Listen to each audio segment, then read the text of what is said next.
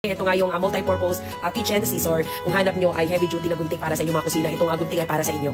So stainless steel na nga rin ito, pwede mo itong magagamit sa pag-hiwa or paggugupit ng mga gulay, karne, at sa inyong mga kusina. Meron din itong pambukas, ayan, pwede pambukas ng mga soft drinks, ayan. So multi-purpose na ito mga mariko ha. So sa mga karne, yan, pwede rin natin gupitin dito. At adjustable pala yung nuts nito, ito. Ayan, adjustable na, sisikipan mo yan, naluluwagan, at yung grip niya ay hindi masakit sa kamay.